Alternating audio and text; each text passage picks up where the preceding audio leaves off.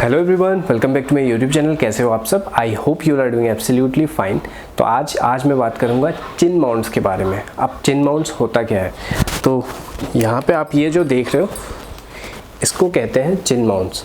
अब इसकी नीड क्या होती है? तो देखो, अगर आपको मोटो ब्लॉगिंग करना है तो सबसे पहले तो आपको अपना गोप्रो हेलमेट पे लगाना होगा, अपने चिन पे लगाना होगा। अब गोप्रो सीधे चिन पे तो लगेगा नहीं, तो गोप्रो को चिन पे हेलमेट पे लगाने के आपके पास दो ऑप्शन रहते हैं।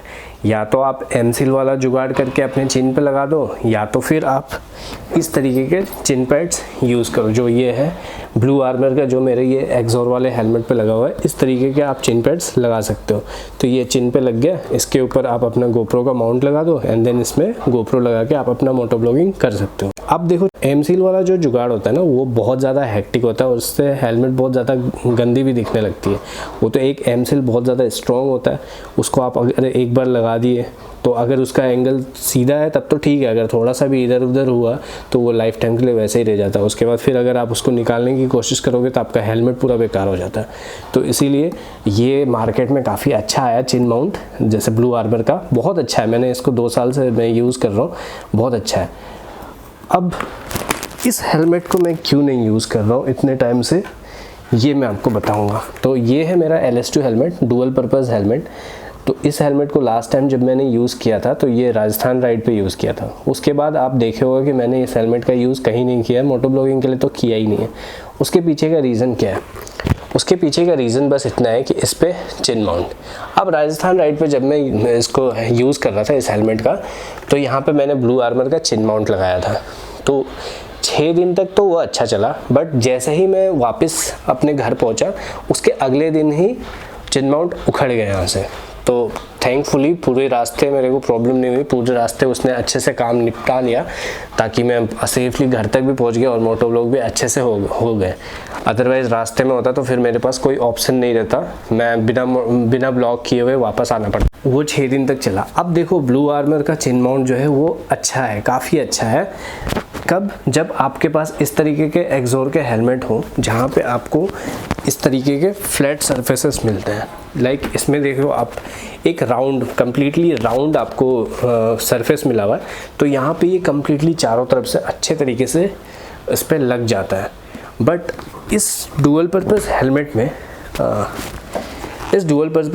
में आप देख रहे होगे, फ्रंट पे आपको एकदम ही मतलब शार्प आपको मिलता है, शार्प फिनिश मिलता है। अब यहाँ पे ब्लू आर्मर का चिपकना थोड़ा सा मुश्किल हो जाता है। तो इसीलिए मैंने जो मेरा जो माउंट लगा हुआ था यहाँ पे ब्लू आर्मर का, वो निकल गया चिन माउंट। अब मेरे पास 2 ऑप्शन थे, या तो मैं एमसील यहाँ पे पूरा एमसील लगा के फिर इसके ऊपर अपना गोप्रो लगाता, या तो फिर से मैं ब्लू आर्मर का चिन माउंट ट्राई करता। तो मेरे दिमाग में आया कि चलो एक बार ब्लू आर्मर फिर से मंगाता हूँ, अच्छे से लगाता हूँ, हो सकता है कि मेरे लगाने में कोई दिक्कत हुई होगी, तो फिर से मैं लगाता हूँ, फिर से ट्राई करता हूँ। फिर मैंने लगाया और जैसे ही लगाया 2 मिनट के बाद, बस 2 मिनट के बाद वो फिर उखड़ गया। फिर हुआ मेरा दिमाग ख़राब और उसके बाद फिर मैं इंटरनेट पे सर्च करते रह गया कि इस हेलमेट के लिए मोटो ब्लॉगिंग का सेटअप चिन माउंट मैं कैसे करूं, क्योंकि अगर फिर मोटो ब्लॉगिंग सेटअप इस पर नहीं लगा पाता, चिन माउंट नहीं लगा पाता, तो फिर तो मैं इस हेलमेट से मोटो ब्लॉग कर ही नहीं पाता और तो कहीं ना कहीं ये हेलमेट फिर मेरे लिए यूज़लेस हो जाता, मतलब बस ऐसे ही सिटी में यूज़ करता। तो फिर सर्च करने के बाद मेरे पास 2 ऑप्शन थे, या तो मैं एमसील लगाता या तो फिर मैं स्ट्रैप यूज़ करता। स्ट्रैप का मैंने देखा कि स्ट्रैप जो है उतना सक्सेसफुल नहीं होता है हेलमेट्स पे, और वो देखने में भी मुझे पर्सनली बहुत ज़्यादा गंदा लगता है। तो मैं स्ट्रैप के साथ तो बिल्कुल ही नहीं जाना चाहता था। तो फिर मैं और ज़्यादा सर्च करते रह गया। सर्च करते करते मेरे नज़र में क्या आया? मेरे नज़र में आया ये चिन माउंट। अब ये चिन माउंट है किसका, ये मैं दिखाता हूँ। तो ये चिन माउंट है मोटो वाइब इंडिया के तरफ से, ये आप देख रहे हो, मोटो वाइब इंडिया के तरफ से ये चिन माउंट है। अब ये देखो, ये क्यों इतना स्पेशल है, क्योंकि इन्होंने ना चिन माउंट को स्पेशली डिज़ाइन किया है हेलमेट के अकॉर्डिंग। आपका कोई सा भी हेलमेट हो, फोकस नहीं, हाँ, आपका कोई सा भी हेलमेट हो, इन्होंने उस हेलमेट के लिए डिज़ाइन किया हुआ है। अब ये मैंने मंगाया था, आप इनके वेबसाइट पे जाते हो तो अपना हेलमेट आप सिलेक्ट करते हो कि आपके पास कौन सा हेलमेट है। आपके पास एक्सोर का है तो वो उस हिसाब से देंगे, LS2 का है तो उस हिसाब से देंगे। तो मैंने अपना मॉडल सेलेक्ट किया हेलमेट का और मेरे पास ये माउंट आ गया। अब ये माउंट देखो कितना स्पेसिफिकली डिज़ाइन है, आप ये इजीली यहाँ पे ऐसे माउंट कर सकते हो, यहाँ थोड़ा ऊपर कर सकते हो, यहाँ थोड़ा नीचे कर सकते हो, तो किसी भी तरीके से आप इसको इजीली माउंट कर सकते हो और देखने में भी काफ़ी ज़्यादा क्लीन है, बिल्कुल भी पता भी नहीं चलता कि ये माउंट आप यहाँ पे लगाओगे। तो ये था ये माउंट। अब इसको माउंट करता हूँ, देखता हूँ एंड देन फिर आपसे मिलता हूँ। तो देखो इस जगह पे एकदम बिल्कुल ही सेंटर पे ये माउंट ईजिली बैठ रहा है, ये देख रहे हो, यहाँ पे एक्यूरेट लग रहा है यहाँ सेंटर पे। तो फिर अभी मैं क्या करूँगा, इसको यहाँ पे अच्छे से क्लीन कर लूँगा। क्लीनिंग के लिए भी इन्होंने दिया हुआ है, ये है अल्कोहल वाइप, ये देख रहे हो अल्कोहल वाइप है। तो इससे अच्छे से सरफेस को पहले क्लीन करूँगा, देन उसके बाद फिर ये जो 3 mm जो टेप है इसको रिमूव करूँगा एंड देन फिर यहाँ पे अटैच कर दूँगा। तो करते हैं इसका प्रोसेस, थोड़ा सा हेक्टिक होता है तो थोड़ा संभल के करना, क्योंकि ये 3 mm जो है ना ये वन टाइम यूज़ है। अगर आपने एक बार लगा दिया तो निकलेगा नहीं, निकाल दिया अगर आपने तो फिर वापस नहीं लगेगा।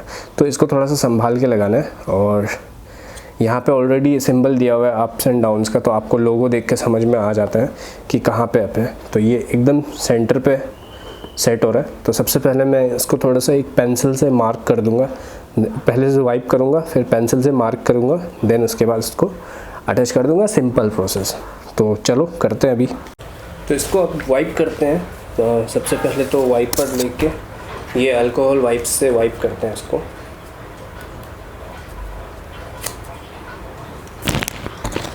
ये साइड करो,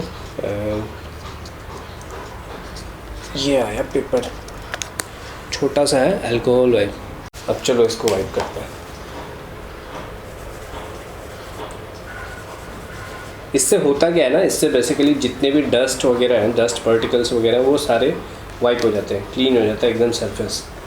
तो फिर इसको क्लीन करके फिर उस पर अटैच करेंगे। अभी देखो ये पूरा मैंने ड्राई कर दिया ना इसको, पूरा क्लीन अच्छे से, अच्छे तरीके से। जितने भी कॉन्टैक्ट सरफेसेस है उसको आप अच्छे से क्लीन कर लो। ये हो चुका है क्लीन। तो ये क्लीन हो चुका है। अब इसको थोड़ी देर रख देते हैं ड्राई होने के लिए। ये मैंने ये देखो ये जो देख रहे हो ना अल्कोहल माउस, तो अब इसको थोड़ी देर छोड़ देंगे, ये ड्राई हो जाएगा एंड देन उसके बाद फिर क्या करेंगे, उसके बाद ये जो माउंट है इसको रिमूव करेंगे। हेयर ड्रायर से थोड़ा सा हीट देंगे, इसको हेयर ड्रायर का यूज़ करेंगे हीट करने के लिए। तो इसको थोड़ा सा हीट करके जब ये थोड़ा गर्म हो जाएगा देन सीधा इसको पेस्ट कर देंगे। तो थोड़ा देर रुक जाते हैं, हेलमेट को पहले थोड़ा इसको ड्राई होने देते हैं, ठीक है। ये ड्राई हो जाए उसके बाद फिर आगे का प्रोसेस करते हैं। बाकी इसमें मैंने मोटो ब्लॉगिंग सेटअप वगैरह ऑलरेडी किया हुआ है। तो जो राजस्थान पे राइड पे मैंने यूज़ किया था ना, वही सारा सेटअप इस पर फिर से मैंने किया हुआ, क्योंकि उस पर थोड़ी सी नॉइज़ आती थी। तो आप सब में से बहुत सारे लोगों का मैसेज आया कि ऑडियो सेटअप थोड़ा सा सही कर दो। तो थोड़ी बहुत इम्प्रूवमेंट मैंने इसमें की हुई है। बाकी अब चिन माउंट लग जाता है तो फिर से एक बार ट्राई करके देखते हैं कि कैसा आवाज़ आ रहा है। एंड होपफुली ये चिन माउंट काम कर जाए यार, क्योंकि मैं बहुत परेशान हूँ। इसमें ऑलरेडी मैंने 2 ब्लू आर्मर वेस्ट कर दिया, और ब्लू आर्मर भाई 500 का एक आता है 499 का, तो मैंने 1000 रुपये ऐसे मैंने बर्बाद कर दिया। तो उसके बाद फिर अभी फिर से ये मैंने मंगवाया। तो ये जो है फिर से एक बार बता दूँ कि मोटो वाइप इंडिया की तरफ से आया हुआ है, और ये ऑलरेडी मेरे को पड़ा है कितने का पता है, ये मेरे को पड़ा है 999 का, मतलब 1000 रुपये का ये भी पड़ गया।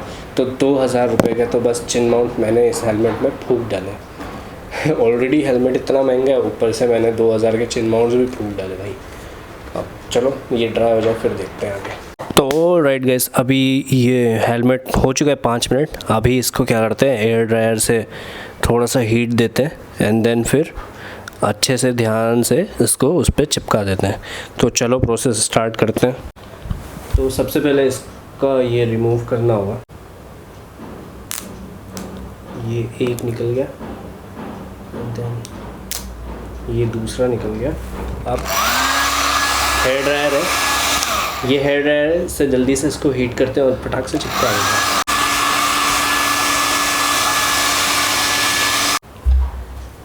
अब ये हेलमेट अब इसको ध्यान से देख कर, होपफुली आप देख पा रहे हो, तो ये है हेलमेट मेरा। तो इसको बात कम करते हैं, फटाक से ध्यान देके पहले इसको चिपका देते हैं।